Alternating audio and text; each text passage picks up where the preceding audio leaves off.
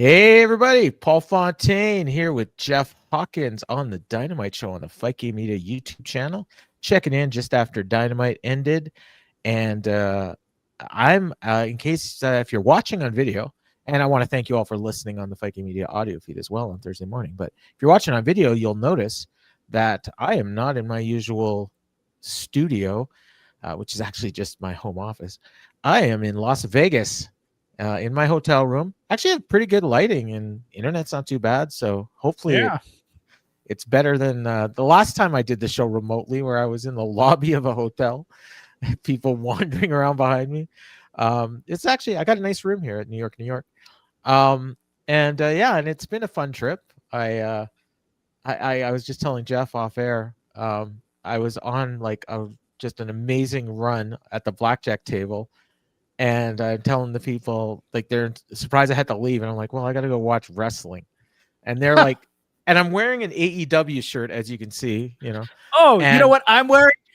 Oh, look at that. LA 3, Winnipeg Jets, nothing. Woo! Really? I didn't even know. Yeah. I didn't watch the game. I got an alert on my phone saying that the game was close. It was like one run. So what, did you guys get a couple empty net goals or what?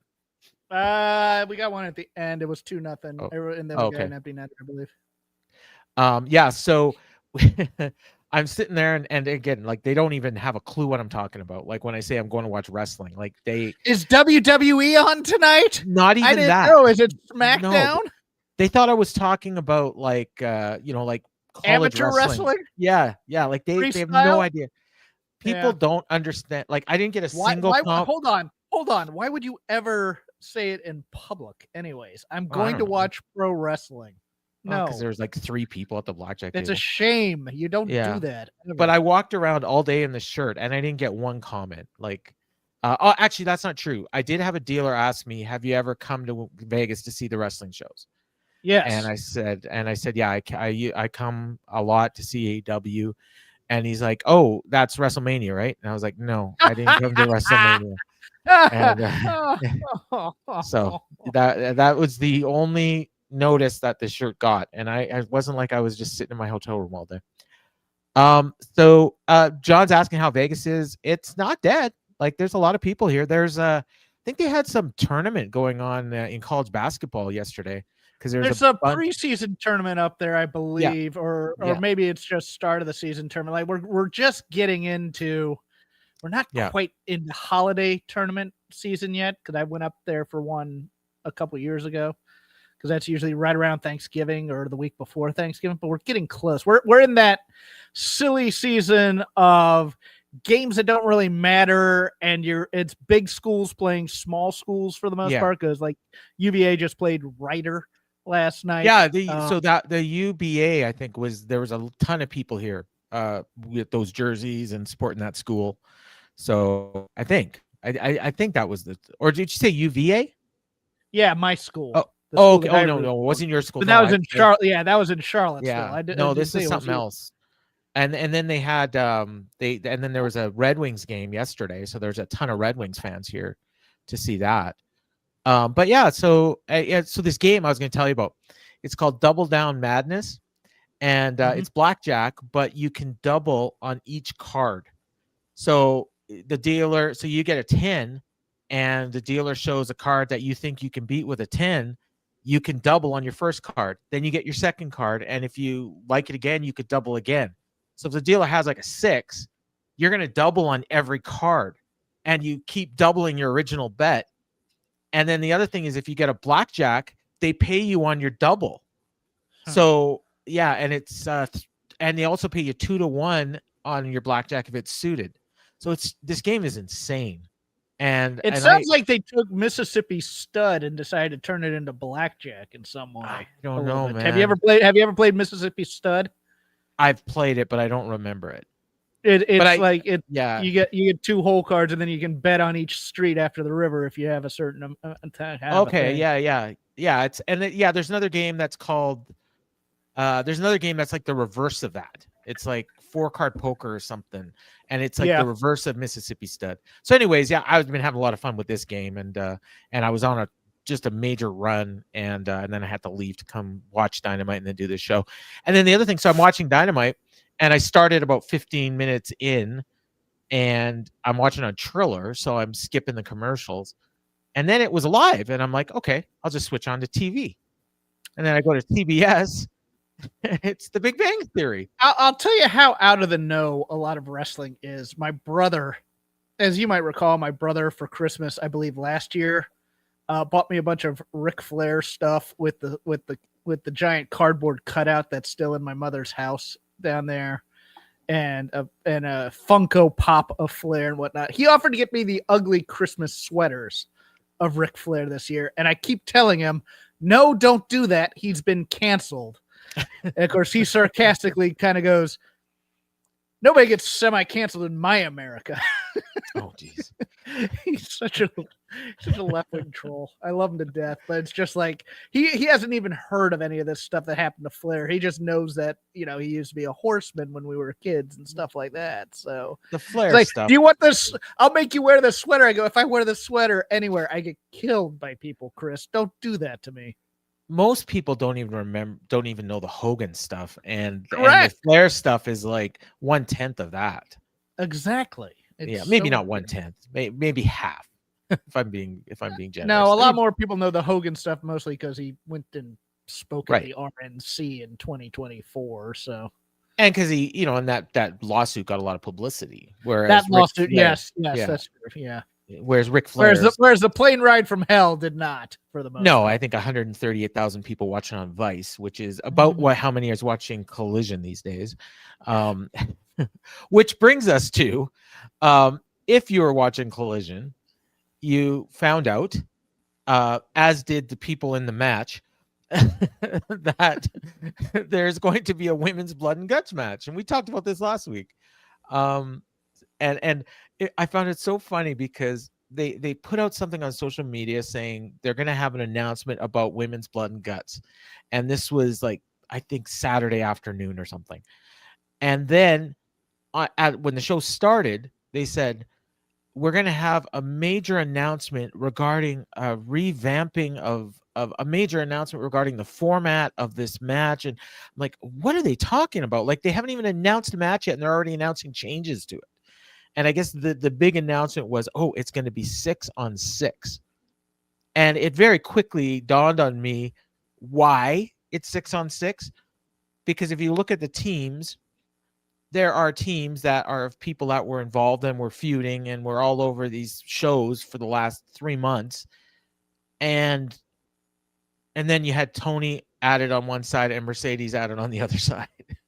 And I'm sure it was the network came to them and said, you're not doing this match unless you put some stars in it. Maybe, you know, like, otherwise this is a Collision match, right?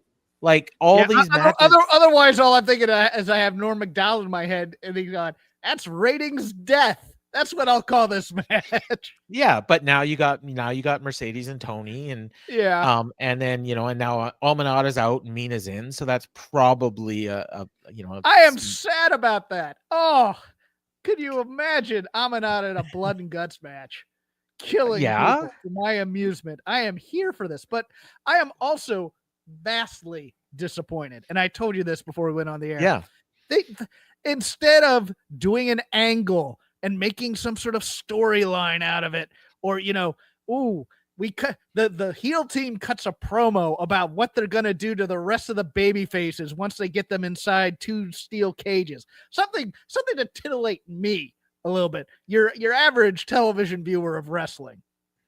Instead, it's the doctor took him out, so we just replaced it with Mina, which is a different kind of titillation. But nevertheless, we move on with that terrible joke that I just made. So the doctor is out. Yes. Yeah. Box office poison. Yes. and they also, well, no, you know what? Well, I don't know if I should save this for the recap of the show. Yeah, I will actually. So they just, and the other thing was that so we had the challenge that was made, I don't know what it was, 6 weeks ago, maybe longer. And it was Jamie Hayter said, and she had Queen Almanada beside her, and she challenged, she said, there's only one way to settle this. blood and guts. And everyone went, yay, the women are getting a blood and guts match. And then it was never mentioned again. And I shouldn't say never, because occasionally they would bring it up. They would say there's going to be a blood and guts match. They wouldn't tell us who's in it. And then at one point, about 3 weeks ago, Excalibur started hammering home the fact that Aminata and Hayter made the challenge, but it was not accepted. And then at that point, they were also clearly building to a men's blood and guts match. So I foolishly assumed, no, they're changing plans and they're doing a men's instead of a women's. And I was like, okay, that's fine. That makes sense. They're already doing a women's tag team tournament. They don't need to be doing a women's blood and guts match. And then Saturday afternoon, they announced, oh, we're doing a women's blood and guts match. And then today they went into full gear, pun unintended, actually, promoting this as best they could, with, a mat. They have this goofy series of matches where you have to win 2 out of 3. Actually, you know what? I'll take that back. It's not a goofy series. It's actually a cool idea. 2 out of 3 matches you got to win in order to get the man advantage or the woman advantage in the match. I actually kind of like that idea. Make the coin flip great again. Because it's a much easier road to go down where you just flip you lost a coin flip, so the heels are going first. That's all you need. In fact, just make it the heels go first, because it's okay. But I will say that I think there's a story to be told in the men's match, and I'm actually going to predict. I think Moxley's going to lose. I do too. Yeah, and I mean, it doesn't work for the baby faces, but I think it does work for the Death Riders to have the man disadvantage, and then Moxley be the one that cost his team, because there's a story there with them not wanting him. And you can also further that story into the women's match if Marina somehow gets the win for her team. That, now, okay, she won for her team, but Mox ended up being the reason that the Death Riders lost their team. Right, they should be telling that story harder, though. They're not even hinting at it. I mean, if he's gonna be the Zabisco, make him the Zabisco, man. Jeez. Why is in storyline? Why is Marina in this blood and guts match? Because Penelope can't be. Why was Penelope in the match? Because she's with Megan Bayne. Why is Megan Bayne in the match? Because they beat up Jamie Hayter and Aminata a lot. No. The answer to every one of these questions is because Renee announced it. Yes, that's true. I know that. That is the reason. Because that was it. That pissed me off so much. Because can you imagine if instead of what they did last week, which some people liked it, some people didn't. I thought it was fine. Actually, I didn't hear anybody say they didn't like it. The Mark Briscoe and Orange Cassidy making the challenge, for blood and guts. They actually made the challenge, and presumably the Death Riders accepted. And you had your clearly defined teams. You had the conglomeration and Darby. You had the Death Riders. And here we didn't get a challenge. We didn't get an exception. We got an announcement. Hey, we picked some teams. And then tonight on Dynamite, get this, because I'll probably forget this when we get to the recap, and you probably didn't hear it because I'm watching on Triller. Supposedly, the storyline is, because Excalibur asked Tony this, so what was your thought process in picking people for your team?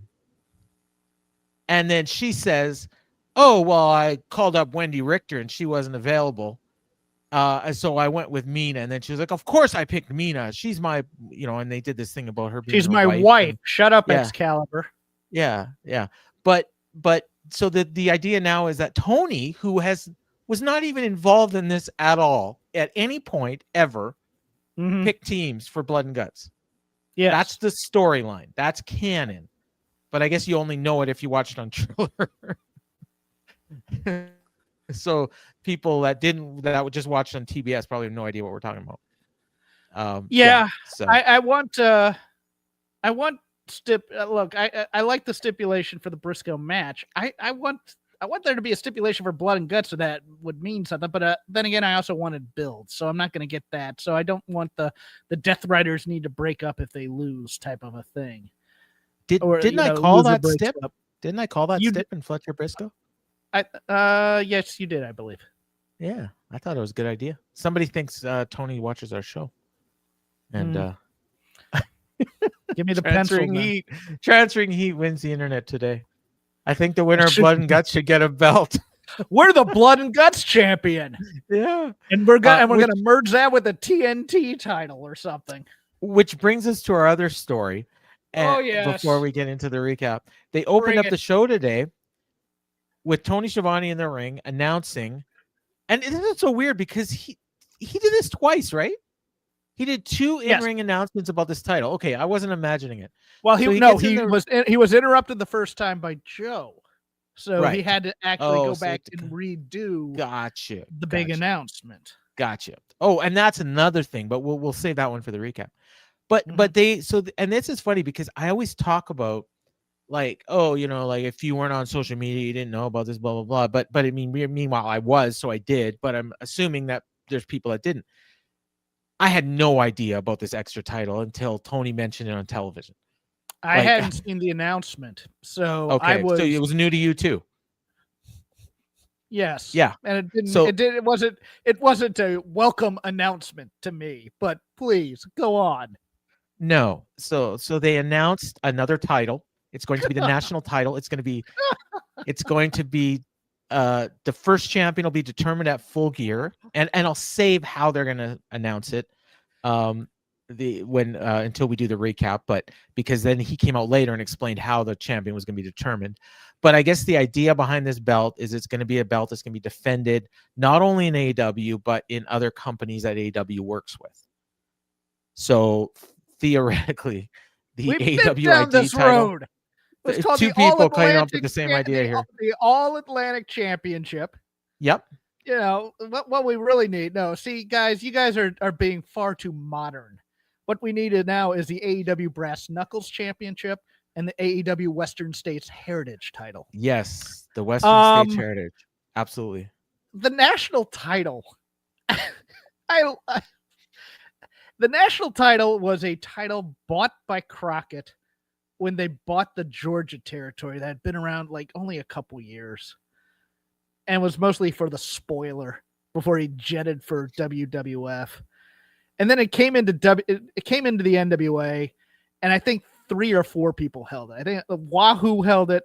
It's infamously, its most famous one when it had prestige was Tully, because Tully had it for a while.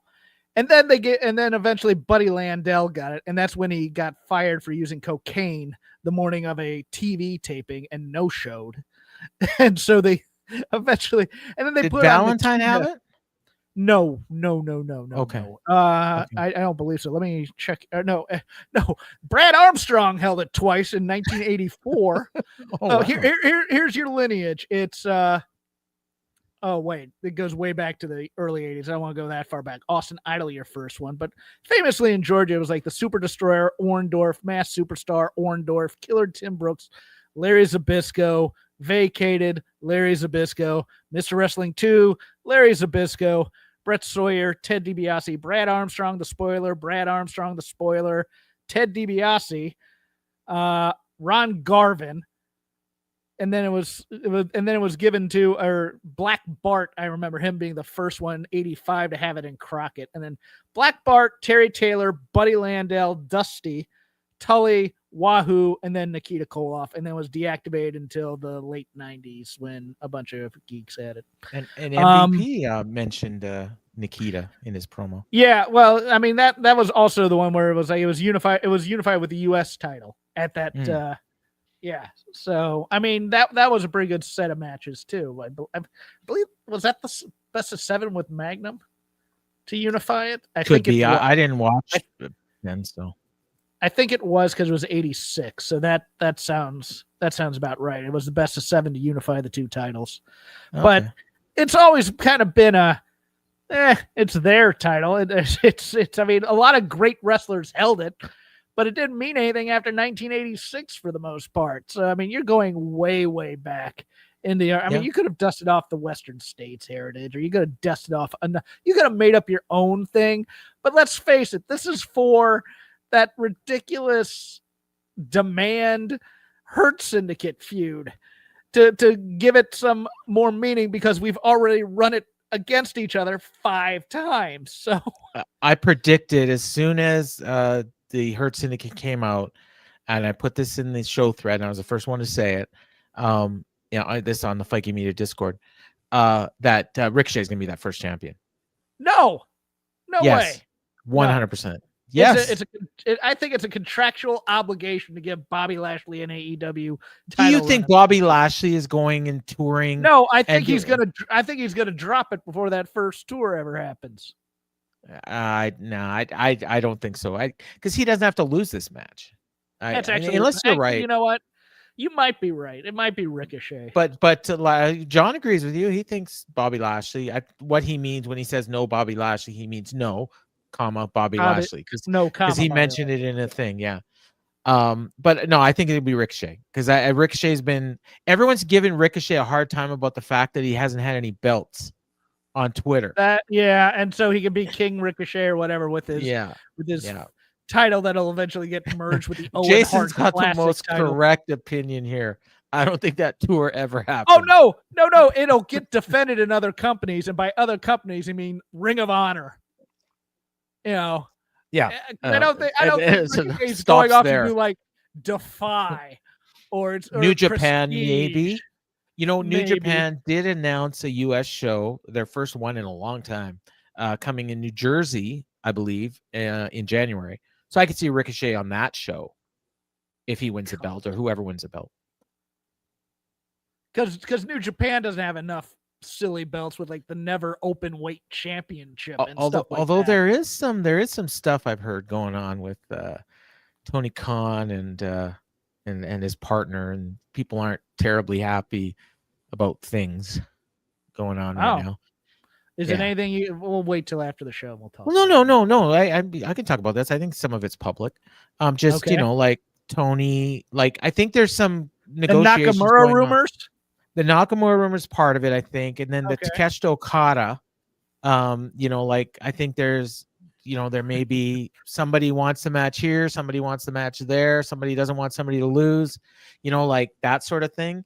And you'll recall last year when Jon Moxley had the world title for New Japan, he had a scheduled title defense coming up in Japan, and Tony Khan randomly on a Monday announced, there's a Power Hobbs Jon Moxley match that's happening on Wednesday. We're making it for the IWGP title. And they got pissed, because it's like, we don't do that with our title. And Tony just did it anyways.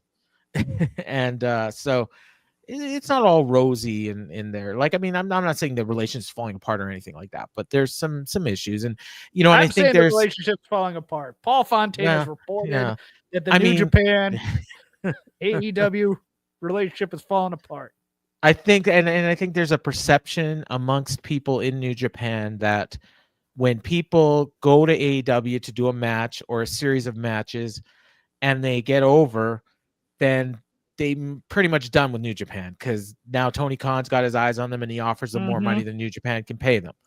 And it's the exact same thing that WWE does with all their partners. You two could be a mid-card with Ishii on Collision, losing every match. Gabe Kidd, step up. Even though you're dead right now, we'll just forget it, because nobody remembers that angle. Dead serious about going to Itchy and Scratchy Land. That's what. There you go.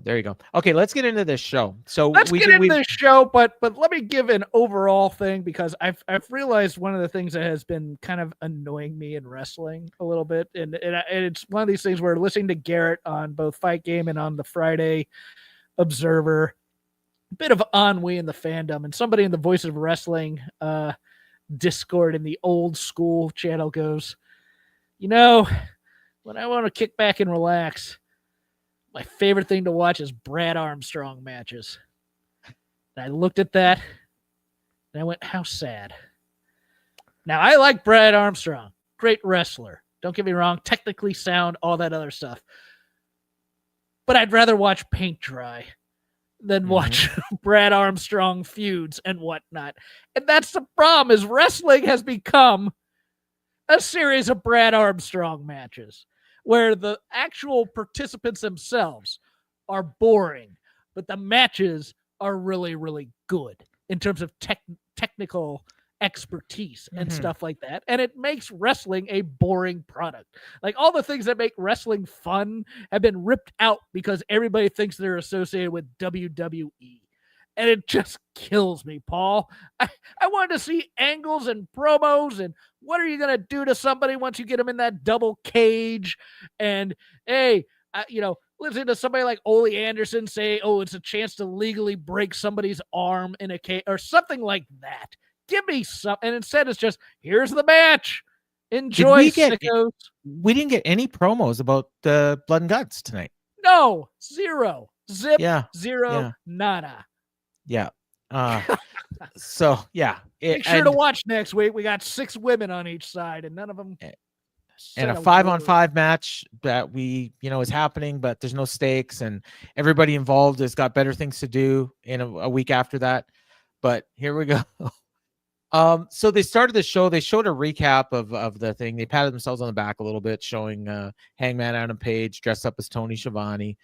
And then Schiavone's in the ring, and he's going to make his announcement about the national championship. But as you mentioned earlier, Samoa Joe's music hit, and the ops came out and interrupted. Joe says, we got a problem, and it applies to this person in the ring. And he says, I know Schiavone is going to try and tell you it had nothing to do with what happened last week, but I don't believe him. And Schiavone said, hey, I respect you, but Joe just yelled at him to shut up. There's consequences for those that engage with us, and we're coming here for Georgia's peach. And then they tried to get in the ring, but security got in there to save Tony, which never happens. So I guess he's got friends in high places. And then Joe said, Schiavone's just getting more people hurt. So then Hangman Page comes out, makes a save. And then he gets the ring. And then Eddie Kingston and Hook quickly follow. Kingston, for some reason, is carrying a crutch. I have no idea why, but I guess it worked in this instance because he was able to fend everyone off. And then Hangman says, if you want to handle our problem, I'll beat your ass right here in my Wranglers. And then Hook takes the mic, and he says, you guys are trios champions. I won them with you. But now tonight, I want you guys to be fighting champions. So you should put those titles on the line against us. And then Joe gets all flustered and accepts the challenge. And I'm like, hold on a second. Yeah. Okay. Good. I'm glad you were there, but give me a moment before you say the logical thing here that I know you're gonna say. Okay. I just love Joe. Do you think Joe was actually confused as to whether or not Tony was involved in the angle last week? I don't know what Joe was thinking. First of all, okay, for putting that aside, when I was doing the write up for this match, the preview for the show, I should say. I saw that match was happening, and I had no idea because I watched Collision and it hadn't been announced on Collision. So I assume it's been announced at some point between Collision and today. And I'll be honest, I've been in Vegas. I got better things to do than following AEW on Twitter. But they had made this match. This match was announced last week on Dynamite. Was it? No, if it was, I forgot. Okay, that's why I was laughing. But go ahead. Well, okay, so whenever it was made, I didn't know it was made last week. If it was, I forgot. So that's on me. But it was a non-title match. And then Hook challenged them to put up the title, and then Joe accepted. And my thought was, why did they even bother announcing the match ahead of time? Why not just do this angle and then make the match? Like, that would make more sense to me. Because I bet you most people watching had no idea this match was scheduled for tonight. Correct. Yeah, so you know why they didn't do it? Because that's what WWE does.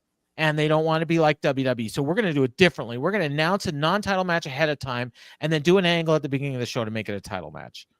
Okay. Question. Did the stakes matter in the match? Well, yeah, it was for the titles.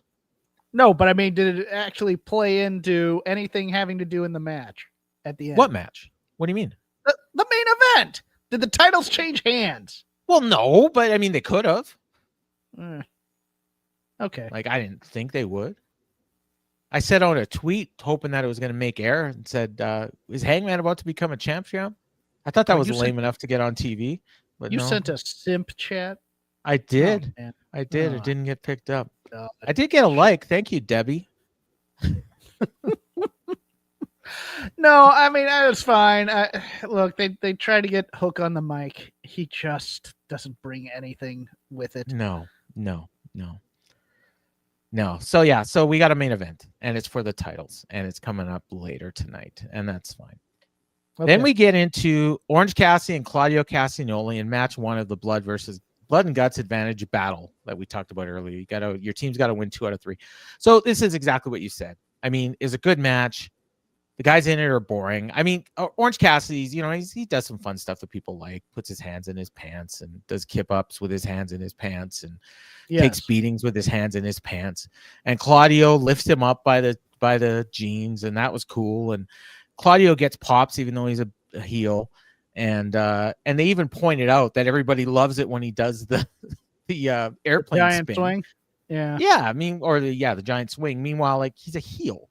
And they had a cool combo when it finished because Claudio blocked the orange punch with a pop-up uppercut.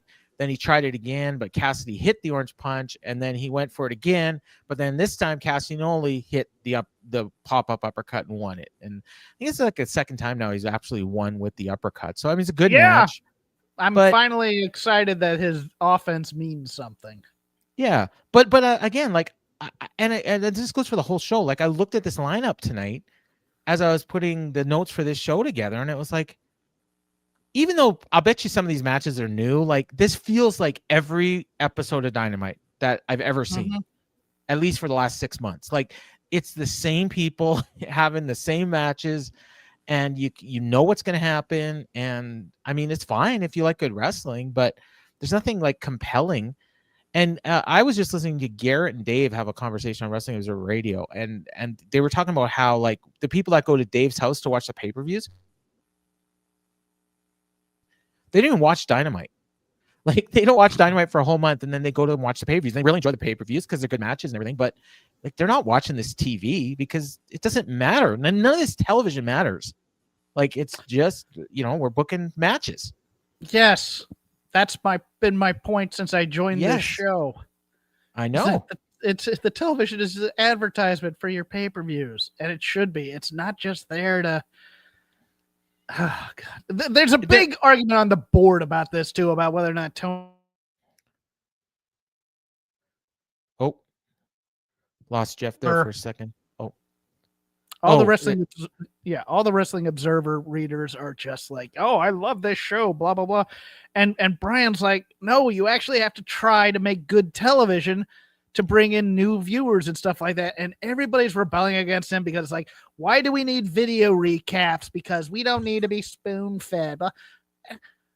Every single linear television show has a previously on before they go to the next chapter.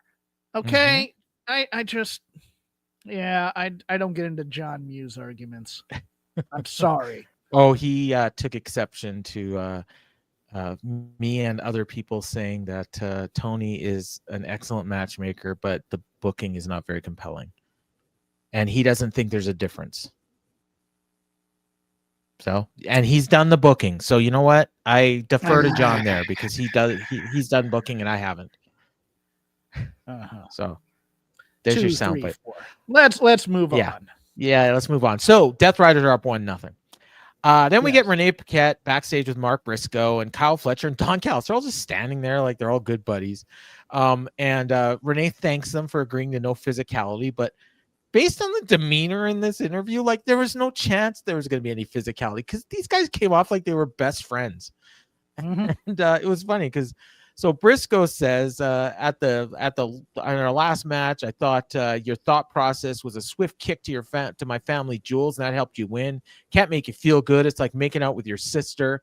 And Kyle and Don for the man. Everybody corpsed on this. I just went, but Don at least was gonna go, and you would know about making out with your sister. He tried, and he tried, and they cut him off on it. Yeah. Renee she couldn't hold it back. And then so she says, I want to make you a real man, and let's do it again at Full Gear, no disqualification. And Fletcher, he's got this look on his face, and it's funny because the look he had on his face, and Don Callis said, he looks at him and he's like, oh, you look like you're turned on. And that's like exactly what he looked like. Yes. And he wanted this match. He's all gung-ho about this match. So they're going to do it. He is so good at the nonverbal cues of being a professional wrestler with a title belt and a suit. I love Fletcher in this role. Yeah, I do. Continue. Fletcher is awesome. Fletcher's awesome. So they basically agree to it, but then Callis gets involved, and because he's the manager, and he says, like, we're giving you a shot at the title, so that's what you get, but we need something from you. So, and then Briscoe's like, what do you want? My career? Do we make a career versus title? And Don's like, no, I don't want your career. I love Mark Briscoe. I don't want you to retire. I want you to join the Don Callis family. And so basically, yeah. So Briscoe called him a silver-tongued snake. I'm not losing, and it's you that made a deal with the devil, and he accepted. So here we go. This should have been the last match, though. That's the problem. This is the one where Mark Briscoe should actually win. And instead, this is now the one he should lose, because we want the sympathy heat from him reluctantly having to do these things. And of course, they'll pull the trigger too soon of Mark Briscoe screwing up things for the Don Callis family, because he's going to do it from week 1 instead of waiting until like week 4 or 5 to start doing it. Or he'll just win. Yes. That's what I'm saying. He's going to win, which is the least interesting choice. Right. And then they'll do another match. Choice right now is him in this giant thing of Briscoe of the Callis family, where they could literally tear him apart 10-on-1 if they wanted to. And he's got what it's going to do. No, he's going to be the conduit for Takeshita is what's going to happen. The weird thing is that like the last pay-per-view felt like a replay of the previous pay-per-view. Yes. And this one coming up feels like a replay of the last one. Like, although I guess we do have some interesting, we'll get to one of them, but we have the $1 million trios match, which we'll talk about. I don't know why Tony Khan keeps offering money to people that hate him and that tried to kill him and stuff, but I guess he does. At this point, like, we're not supposed to take this money seriously, right? Like $1 million trios match with Josh Alexander in it. Are we talking about it now? I thought we were waiting. Well, we'll talk about it later, but there's another. Oh, that's actually the next segment. So Renee's backstage with the Young Bucks, and they announced. I guess they announced this on Collision, I think, but unless it was on social media, I did know about this, but it's so she's interviewing them, and so it's Young Bucks, Callis, and Josh Alexander. So they're going to be facing the Jurassic Express, and I'm not even sure who else is in that match. Do you remember? Like, who are the Jurassic Express's partner? Oh, it's Omega, right? Yeah, it is. It's Omega. Yes. So Paquette asked, like, oh, does this mean you've joined the Don Callis family? And they wouldn't answer. And then Callis cut him off and said, we sent you a nice care package to make sure you get the treatment that you deserve and not like some jobbers that you've been. But while you're part of our team, you're family. And then the rest of the Callis family walked in. Callis introduced them to Okada, which is stupid because they were all part of the Elite before. And then Matt says this is overwhelming. Well, it was underwhelming. And then Callis said, take your time before leaving with the family. And Okada stuck around and told the Bucks not to take too much time deciding. Did not call them bitches. No. Interestingly enough. So I don't think they're joining this family. I don't either. I think they're losing, and then they'll get blamed for the loss, and then Omega will come in for the save. And so the Okada the Okada family, the Okada family, the Callis family is beating on them, and then Kenny makes a save. Yeah, I could see that with the Jurassic Express, and then they're all one big happy family. And somehow they'll get the money. Yeah, like maybe. The Jurassic Express will be like, look, I got Luke Perry money. I don't need your money. I'm still not 100% positive Jack Perry isn't going to join this Callis family. I don't trust this guy. I don't know why.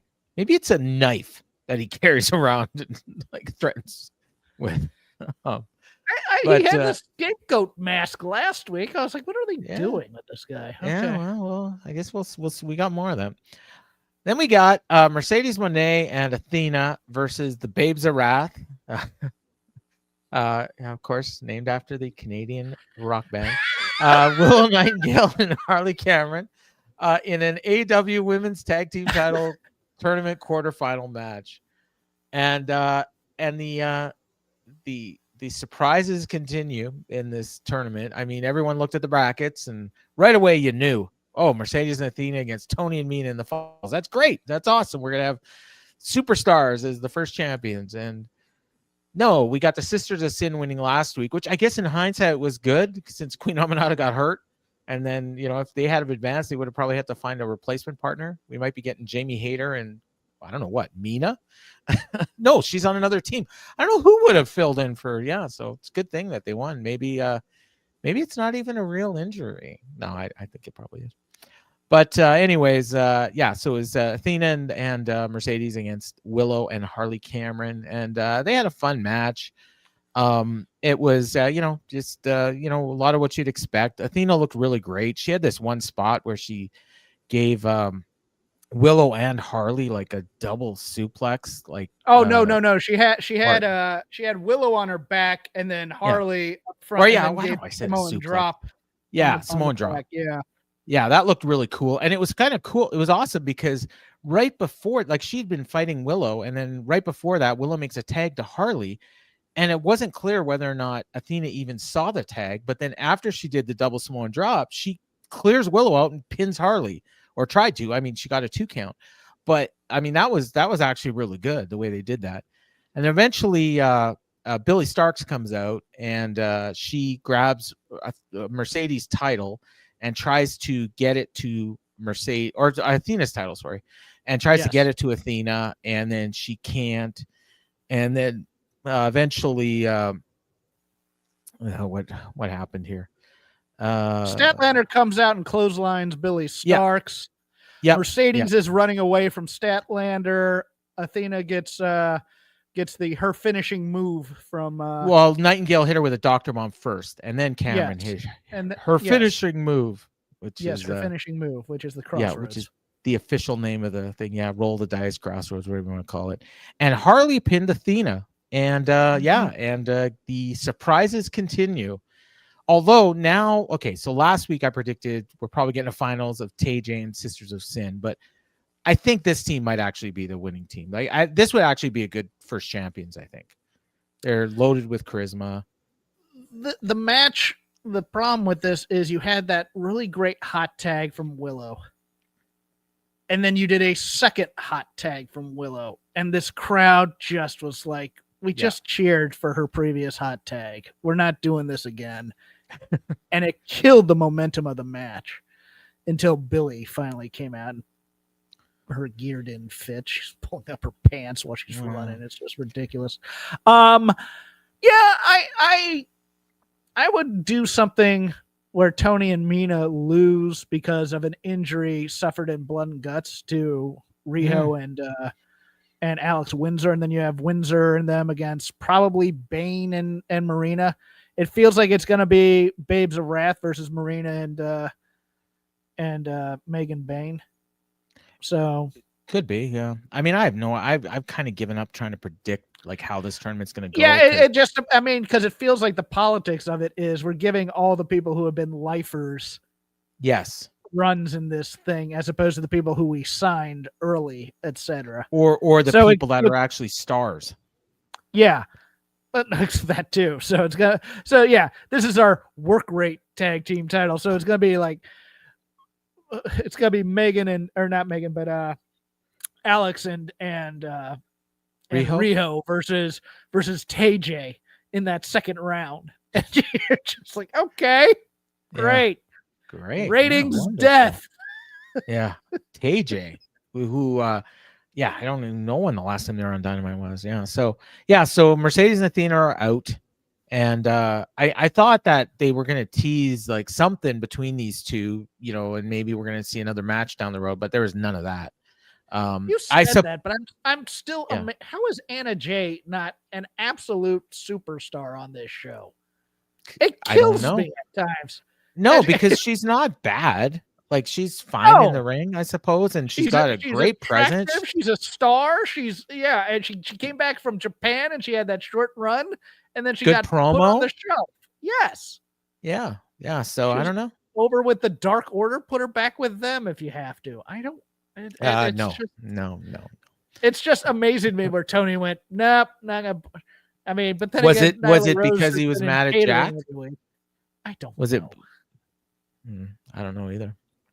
I don't know the status of that relationship, so yeah. It's kind of funny that the two of them are both, partners of people that were kind of on the outs with Tony for a while. In terms of personality, I will agree with this comment that Anna Jay is not as good as Harley Cameron in terms of the personality and the stuff that you bring to it. In ring, you sure about that? I'm not. It's pretty close. No, it's a push, though. I mean, that's thanks for listening. That's Sir Lariat. Yeah, but it doesn't matter because it's like it's wrestling. You can push who you want to push, and it's just Dr. Lariat. He has not been knighted yet. And I did a podcast with him a little while ago that should be dropping soon. So we had a great conversation. So nice to see him listening / watching. Then we got the Tony Schiavone announcement second time. So this time he comes out and he didn't get he did get interrupted again, but he announced that so the newly formed national championship is going to be decided in a casino gauntlet match at Full Gear. And he brought up that it's been 40 years since the national championship has been part of TBS, and wrestlers backstage are lining up wanting to be a part of it. And he introduces two men who will be in the match. So I guess maybe they're the first two, because otherwise we don't know for sure anybody's going to be in the match. But Bobby Lashley and Shelton Benjamin. Well, no. Contracts are signed to be in it, and 21 people are signed to the match. Remember? Okay, but they may not be actually in it. But they may not be actually show. Okay, so maybe that's it. Maybe Bobby Lashley isn't even in the match. Anyways, they come up with MVP. Danielson wants them in the gauntlet against each other, but he can't bring himself to choose who would win.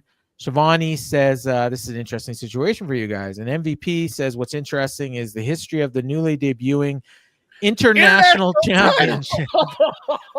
Yeah. And then he did correct himself. But then he goes on to say that it's going to be decided in the Casino Gauntlet Rumble or Battle Royal, which it's not a Battle Royal, MVP. No, it's not. Yeah, but he did call it a Battle Royal because these names, nobody them straight. But he did bring up the history. He brought up Orndorff, Jack Briscoe, Dusty Rhodes, Wahoo McDaniel, and did a little Nikita Koloff impersonation. It was kind of cool. And he said, we're businessmen. We'll do what's best for business, but who will win in that scenario is the AEW viewing audience. So they're total baby faces now.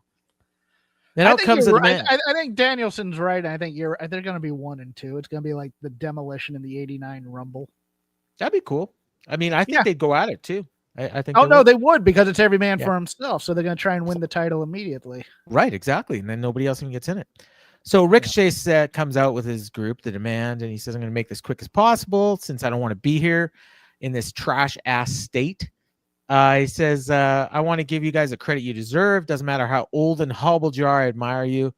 But every time I open my mouth and spitting out facts and saying I told you so, I promise the Syndicate will never win gold." And then he asked Lashley how his back was from last week, because remember he cost them the trios titles. And I started to piss Ricochet off, so MVP cut him off, said, "No one cares about what you have to say. Best you ever looked was getting your asses kicked by the Syndicate." Ricochet said, "At Full Gear, the demand will be met, and I'll be the inaugural national champion." And MVP says, "Ricochet talks shit, we run shit." And that was that. Nice segment. Good. Yeah, it was fine. They did more promotion for this than they've done for Blood and Guts. True. Where were they tonight? Houston. Texas is not a trash ass state. How dare you? They ran the same building I think NXT did a while ago when they ran sounds the about show. Right. Yeah. They're running a lot of Texas and Florida lately. I mentioned this a couple of weeks ago to you. They're doing 2 shows in Houston this week, same building. They're doing another one on Saturday, and then I think they got one more show in Texas next week, and then they're in Erie for a live collision on November 15th for some reason. Erie, Pennsylvania? Okay. Yeah. So then we got Jurassic Express walking backstage, and as good as the Jack Perry promo was a couple weeks ago where he said it was like the best promo he's ever cut, this one was not good. Yeah. He says there's more important things than money, like friendship. And I know the Young Bucks have been having problems with money, so this should help. And he puts $100 bill down on something, I guess where the Bucks are going to find it. And he stabbed it with a knife And I guess it was in front of the Don Callis locker room. And then Luchasaurus was trying to steal the money, and Perry told him, leave it there. And that was that. There are more important things than money? No. Huh. No. There's nothing more important than money. Well, love. I love money. Can be bought, though, with money. Yeah, that's true. Yeah. Yeah. So next we got... That's like this is like an interplay from Mammoth's Heist in 2001. It's like money makes the world go round. Thought it was love. Yeah, love of gold. There you go. What was it you were saying earlier about matches and boring and they're good, but how'd you put it? You remember what you said about, like, when you brought up people liking Brad Armstrong or something, and you mentioned something they're technically fine matches, but there's no personality to them. Okay, so the next match was Darby Allin versus Daniel Garcia. Oh, good Lord. Yeah. So Darby always brings it. I mean, that's true. That's true. The character that Garcia is playing is ass. So before the match, Moxley basically threatens Garcia. Says, you better win, because if he doesn't win, then Moxley has to face Roderick Strong on Collision for the right to get the man advantage at Blood and Guts. And so they had a match, and Darby, threw himself all over the place like he always does. Garcia. Okay, well, hold on, because it just entered my mind that this should have been a 2 or 3 segment thing, where early in the show, Moxley threatens Garcia, and Garcia takes it, but eventually goes to Yuta and Pac and goes, "Who the hell does this guy think he is? He gave up to he did he lost the I Quit match, whatever.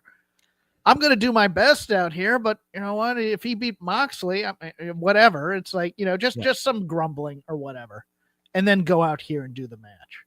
But nope, we got none of that. Set that table, Tony. Come on. Yeah, and honestly, if I wasn't watching live, I would have skipped it, and I wouldn't even have heard what he said, anyways. Because I always skip their long ass artistic quote unquote entrances. So anyways, they had a match. It was good. It was fine. These guys are both good wrestlers, and Darby threw himself all over the place. Garcia followed him around. Garcia tried but all the emotion was in the interference. It wasn't in the match itself. So the match finally picked up when Garcia is outside, Garcia's in the ring. Darby's outside, and he distracts the ref, and Pac appears out of nowhere and just took Darby's head off with a lariat. And Darby's on the ground, and they did like a pretty good 10 count tease, because he was on 9 and he was still flat on his back. And then like halfway from 9 to 10, he just jumped to his feet and got in the ring. And then he gets in the ring. And I've seen this a bunch of times lately where they do this count, and then the guy jumps in the ring, and then immediately the person in the ring attacks them. That's not what Daniel Garcia did. Because Darby lunged at him and Garcia moves out of the way. And then Darby lunged at him again and he moves out of the way. Instead of just freaking attacking him like he should have done, he was just playing games. And I was out of it at that point. And then finally Allen, right, but he's not Allen taking got him in the Dragon Chamber. But again, he's not taking any joy in avoiding, in parrying. It's just, this is what I'm supposed to do in the match. As opposed to like taking the glee of being a heel and going, I'm just playing with my food right now. I can finish you at any time. So I'm ducking your little dives here. Continue this, because I have a bigger point to make. So Garcia puts him in the Dragon Tamer, and he mocks Sting, does a woo, and then Allen was about to hit the ropes. Garcia pulled back to the middle of the ring, but he kind of pulled him the wrong way, and Darby was able to reposition. He gets in the Scorpion Deathlock, and Garcia taps pretty quickly, and that was that. So it's 1-1. Here's something that AEW does not do well, that they need to do, but everybody's going to accuse them of being WWE. They don't do the story match at all. No. And this is what this should have been. This should have been, I'm trying to get an advantage in the Blood and Guts match, and I'm trying to get an advantage once the Blood and Guts match starts. So I'm going to come out here and I'm going to try and hurt Darby Allin. I'm going to put the boots to him. I'm going to cheat. I'm going to try and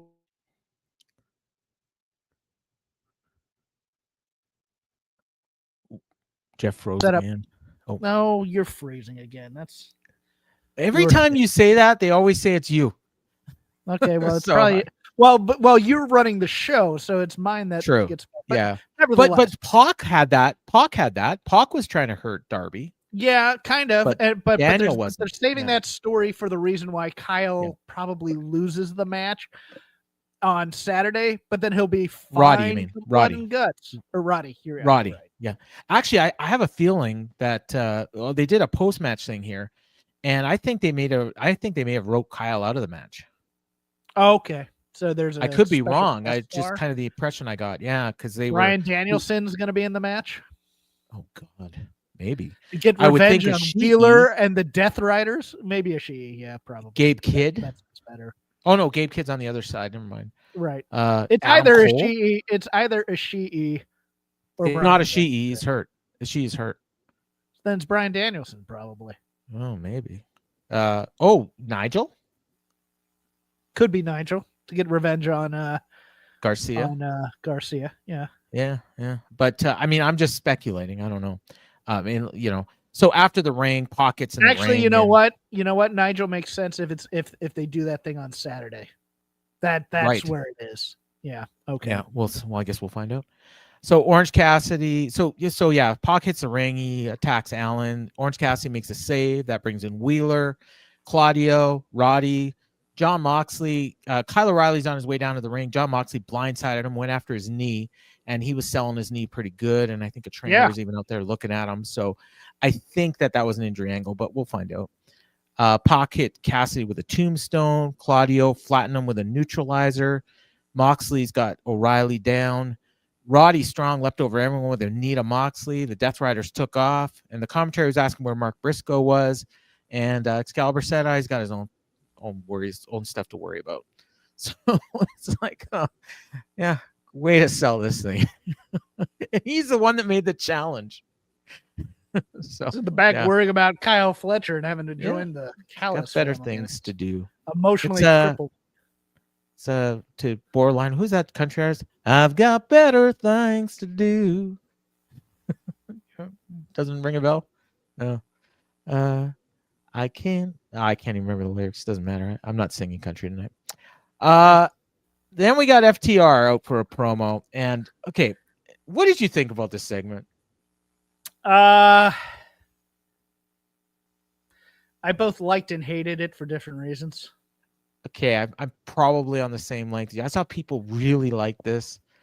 And I think I liked it the first time I saw it when he did it with the Blue Panther guys. Right. And this was exactly what it was. And the high-fiving of Gravity and his grandmother. No. Well, the grandmother, God bless her. Smarten her up a little bit. Yeah, she had no idea what it was. She had no idea what was going on. Dax is insulting the shit out of her, like over and over again. Gravity's just standing there. Like, and at some point, Gravity needed to attack Dax, and way before he actually did. Yes. Yeah, that was the problem. Like, because I thought it was Bandito under the Gravity mask at first, and I was hoping. He is too fat. Is that am I allowed to say that? Gravity is fat, or okay? Well, I thought he was fatter than Bandito, anyways. So that's probably why they call him Gravity. Before they told you that Gravity was Bandito's brother, did you have any idea? I had forgotten it, to be honest with you. Okay, yeah, me too. Okay.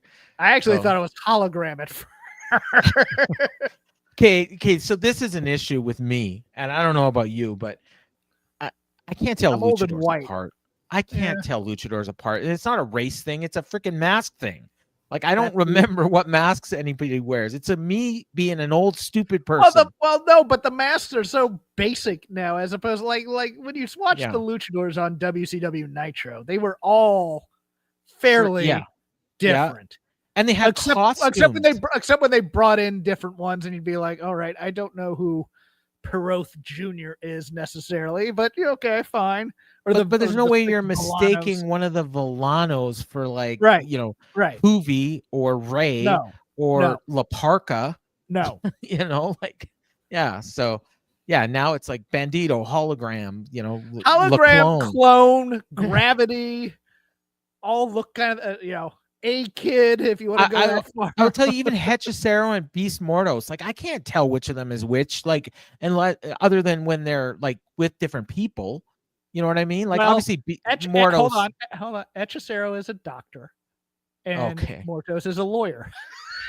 Okay, there you go. Silly Paul. Yeah. You ever read The Grapes of Wrath, Paul? I have. Well, did I? John Steinbeck, right? No, I blew the joke. It's have you ever heard I know. of The Grapes of Wrath? Let's just move on. I know. A doctor and a lawyer walk into a wrestling ring. Doctor and a lawyer. What's the third one that we need? Doctor, lawyer. What's the third? A priest. Third one? Priest. Yeah, that's what we need. Yeah, I don't. Do they have any priests in it? Oh, Christopher Daniels, kind of. So anyways, they're they're at ringside. They're harassing Bandito's grandma, and then eventually Gravity gets involved. But anyways, God, I'm losing my thing here. So what the hell was going on here? Somebody asked this, and I could not figure out what was happening with Stokely and Renee. Yes. Stokely has pulled the impossible of locking them from the outside in their own dressing room and is leaning against the door to keep them in. But also simultaneously watching The Wire. Yes. A great show. Because I guess is that on HBO Max? Yes, it is. Okay, there you go. That's okay. So he's blocking the door so that they can't make the save. And meanwhile, FTR is harassing Bandito's family at ringside. Yes. And blah, blah, blah, blah, blah. And then eventually what happens is someone puts a fist through the door. And of course, that someone would be Brody King. And Brodito escapes, and they end up getting past Stokely. Obviously, poor old manager watching a television show on his phone is no match for Brody King. And they got to the ring to make the save. Gravity was about to hit a spike pile, was about to get hit with a spike pile driver, but they made the save in time. And so that was the setup for FTR and Brodito. I think FTR is winning those titles. This is a sketch around a joke. The joke was we have this door that we can put the hand through, and it was a good visual. Don't get me wrong. Yeah. Has anybody ever done the John Mayer Gravity Stay the Hell Away from Me joke with Gravity? Because that would be funny. But nevertheless, probably not. Not. I'm still holding out hope that my booking plans are going to come through. FTR wins the belt. Brody King snaps and turns on Bandito and rips his shoulder out of his socket because he's mad about having to do the Macarena. I think everybody wants this because I've now heard it on 2 other different podcasts now. Oh, really? Well, I believe Dave and Brian have brought it up at one point. Well, Brian and I think alike a lot of times, and I may even share ideas with him on occasion. So you fool. He's got steal. So, but now that Tony got wind of it, maybe we won't see it. Hey, maybe that's where they got the idea for the Callus thing. I'm hoping for Stunt Granny. Oh, there you go. We got a great Blood and Guts video package narrated by Dean Malenko. It was awesome. I don't really have much to add because when you think War Games, you think the man who was replaced in a War Games. Yeah. Who else could they have gotten? It's Magnum, maybe. Arn. No. They could have called up Arn to do a voiceover. He would have. I think he's on the Legends deal. Yeah, that's true. Yeah. Flair. What? Oh yeah, Flair. Bring your crappy mushroom energy drink here, and we'll let you do a voiceover. Yeah. Sting could have done it. Oh yes. Tully's off. Tully's on a Legends deal. No. Actually, the person he was actually mentioned tonight. Nikita Koloff would have been the perfect person to do this. And now, yes, and he's a great speaker. Actually, you know what? I'll take that. That would have been awesome. Yeah, but they like Dean, and he works there. MAGA TA. So Toni Storm makes her return to Dynamite for the first time since Wrestle Dream. I guess she was off getting married. And so there was this bizarre exchange at the beginning where she calls Mina her wife, and then one of the announcers says, "You guys are married?" And she says, "Yes." And then I think it was Excalibur says, "Oh, you learn something new every day." And then Tony says, "Oh, I guess congratulations are in order." And she says, "Shut up." I'm like, what? And maybe you should come by and do play-by-play on my orgies. One of my orgies. And during the commercial break, she called herself the Vagisaurus. Oh my God. Okay. Yeah. Thank God they didn't make air. No. And so they had this match.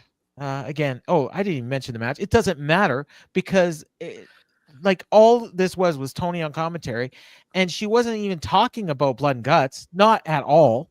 They tried to get it out of her, and she does not care about this match at all. No, she doesn't care about blood and guts. They were basically hyping the tag tournament while she was there. Yes, she doesn't care about blood and guts, and so this was, obviously to get, match one of the blood and guts advantage battle. Mina Shirakawa, Megan Bayne. Mina being a replacement for Queen Aminata for a match that nobody knew was happening before they tuned into this show. And they had a match. It had no heat. And Megan Bayne won with a power bomb after some distraction from Marina Shafir attacks Toni Storm, grabs her from behind, puts her in a headlock, tries to choke her out. Toni makes her own save, beats the shit out of Marina. I'm like, what? Like, Marina is like this unstoppable monster forever, and Toni Storm, doesn't get choked out. She should have been choked out here, right? Like, am I on? Yeah. She should have been choked out, or at least Mina should have lost because she was trying to save Toni at the time. Yes, and it was basically, the idea was that there was a distraction, but there wasn't. The whole freaking match was a distraction because Toni was the distraction. Like, this was a one joke match because the whole joke was we're putting Mina in because she has giant boobs and she's going to shake them in front of Megan Bayne, who also has giant boobs. That was the match right there. This was like the match that my wife would walk in on, and she did. You're never watching this again, Paul. No. She walked in during the empty arena match that they had at WrestleMania with Charlotte and Rhea, and she says, she looks at the screen and she says, "You just made a reaction. I think it was the best match on the show." But she looks at them and she goes, "How do they wrestle in those giant fake tits?" This is my wife. And so she would have said something similar to that here. But eventually, so Storm makes her own save on Marina, and then Bayne in the meantime pins Shirakawa with a Liger bomb, gets the win. And then after the match, Shafir makes a comeback on Toni, throws her into the stairs, and then she jumps in the ring. They start beating down Mina. And this is just basically a replay of the angle from earlier. Everybody from both teams that has to be the second round match then. Is Toni and Mina versus Bayne and Shafir, right? You would think so, yeah. That's not the next match? I don't even know. I don't have the graphics. No. Toni and Mina have to go up against Windsor. Oh, Windsor and Riho. You're right. Yeah. Well, it should be going against yes.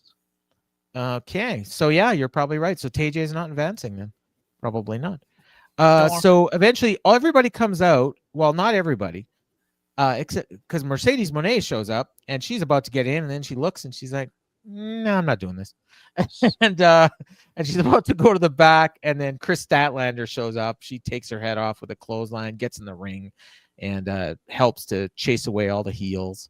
And that was that. So it was basically the exact same thing we saw earlier, with different people. Okay, so we basically know what how the ending of the men's blood and guts match in 2 weeks is going to be. It's going to be Moxley tapping. I think Moxley's submitting to the sharpshooter again. So what do you have in the women? What do you have in the women's? It doesn't even matter, but it doesn't matter. You're correct on that, but I just want to know because I haven't really thought. I would think. Okay, so the match, the pay-per-view match. I think Chris Statlander is going to pin Stat. Mercedes. Chris Statlander is going to pin Mercedes. Oh, so you can get a pin on this? I thought it was a submit or surrender. Oh, it is submit or surrender. Oh, yeah. Does Stat even have a submission? It's a pinfall in the WWE version. So maybe Mercedes submits Stat, and then that's what I'm thinking.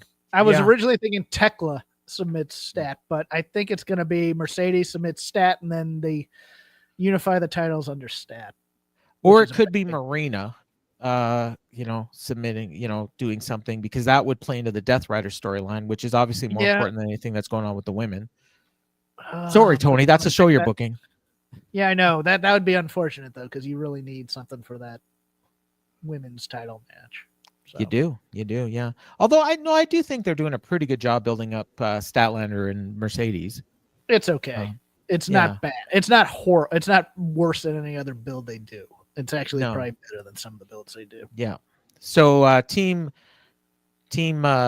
heels are up 1-0. Yeah, the heels win the women's and the baby faces win the men's. That sounds about right. That's what I think is going to happen too. So then we get the main event, and it was the Ops against Hangman, Hook, and Eddie Kingston making his return to Dynamite for the AEW Trios titles. And again, they had a good match. I mean, all the, the thing about people being boring, I mean, a lot of these guys aren't boring. One thing I really liked in this match was boring is the wrong word for it. Boring's the wrong word. Vanilla is a better word for it. Okay. Yeah. I liked Shibata in this match. He's kind of been he's in these promos and he's involved, but he doesn't really feel like his heart's into it. And he was acting like a heel in this match. Like he hit somebody with a low blow and he was hitting them with these kicks that are kind of like Orange Cassidy's, but they actually hurt. And, and just he has this disdain that he uses. There's one thing I didn't like, and it was right before the break when Hobbs gets in the ring and Hook catches him and hits a huge overhead suplex. And it looked impressive as hell, but it also, I think it killed Hook to do this thing. And he ends up outside the ring, and the doctor was checking on him the whole commercial, and he was pretty much out of the match until the finish. And then it played into the finish, so I think maybe it was storyline, but it was I don't know. I don't know what they were thinking, because I don't like the idea of Hobbs being hit with a move like that by Hook. No, I don't either. And I really want this heel turn should be an opportunity. And they get a little bit of it with the power moves, don't get me wrong, but Hobbs should be really playing up the heel persona within this short run, because eventually they're going to turn him back babyface because people love Joe too much. Correct. And Shibata for that matter. And Shibata, but Hobbs should be really sinking his teeth into this heel run. And he should be no selling for Hook. That's right. What he should just jumped up and nailed him with a clothesline right after it or something. Yes, because he is giant and enormous and should be getting a bigger push in this company. So eventually Hook gets back in the ring, tried to put a red rum on Hobbs, and he got away, and then he put Hook in a backbreaker. Joe held Kingston off, and Hook submitted. So Hook submits in the main event 2 weeks in a row. And and that was that. So Eddie checked on him, and then next week they announced this. I missed it, but I'm reading some notes here. Hangman is going up against Powerhouse Hobbs in a Falls Count Anywhere match. So this is on the same card as Blood and Guts. So we're getting 2 Blood and Guts matches and Hangman against. Not the same week. No, the women's Blood and Guts is next week, and the men's is in 2 weeks. No, they're both in the same week. Yes, Jeff. Is this a 3-hour show? It's a 2.5-hour show. All right. Yeah. So the Collision, we've got John Moxley and Roderick Strong, match 3 of the Blood and Guts. Then we got Sky Blue and Jamie Hayter, match 2 of the Blood and Guts. So obviously Jamie's winning that one to tie it up. And then the third match, if necessary, Tekla against Harley Cameron. So Tekla obviously is winning that one, and the heels will get the advantage. And then next week, Blood and Guts, the men's baby faces against the Death Riders. It's conglomeration and Darby against the Death Riders. And then the women baby faces against the women heels. and Hangman versus Powerhouse Hobbs in a Falls Count Anywhere match. Why you would do a Falls Count Anywhere match involving your world champion on the same show as 2 Blood and Guts matches is beyond me, but that's what they're doing. To wear us out so that we don't watch Survivor Series. Survivor Series is like 2 weeks after this. I know, but nobody will want to watch. Oh, I don't want to watch that. I just saw AEW do theirs. Why would I want to go do that? Nobody's watching Dynamite either. Have you seen the ratings? I'm saying internally, this is probably what they're thinking. Okay, gotcha, gotcha. I just go back to the blackjack table. Let's. Tony's putting on a banger. That's what's happening. No, it'll be a great match. I'm sure. Don't get me wrong. But the women's match is interesting to me because it feels like this is going to be the type of thing where. Remember when they were doing war games in NXT and everybody brings a weapon and people are climbing all over the cage and things like that. I think the women are gonna ball out and they're gonna have a great match, I think. Okay. Yeah. And I mean those guys, obviously that match is someone might actually die in that match. That's next week's show. And there goes the okay. Yeah, I think that's gonna happen, but you mentioned blackjack. That's what I want to do. So get your blocks in. At Crap Game 13 on X, Shake Them Ropes. I record with Rob McCarran tomorrow. Talk a little bit about Ridge Holland and his contract being terminated a bit early. Talk about the fallout for Saturday night's main event and Logan Paul joining the Vision? ? Possibly. So that'll probably drop on Friday morning because the flagship's also recording and they don't like to put my show up until late. So Friday morning, Friday afternoon, check your pod feeds, check Shake Them Ropes or the Voices of Wrestling mega feed for that. And a hint for all you people, if you're getting paid by a company that you're not actually working for anymore, don't be bad-mouthing them in public or they may stop paying you. Paid. Yeah. I will be, I think, back with Garrett on Monday. We haven't done a show the last 2 weeks for various reasons, but I think we'll be back with the Takedown on Monday.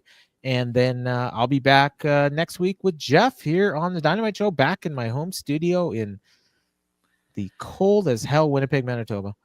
After winning a trios match for $1 million to make up for his blackjack losses. There you go. There you go. So for Jeff Hawkins, I've been Paul Fontaine, and this has been the Dynamite Show.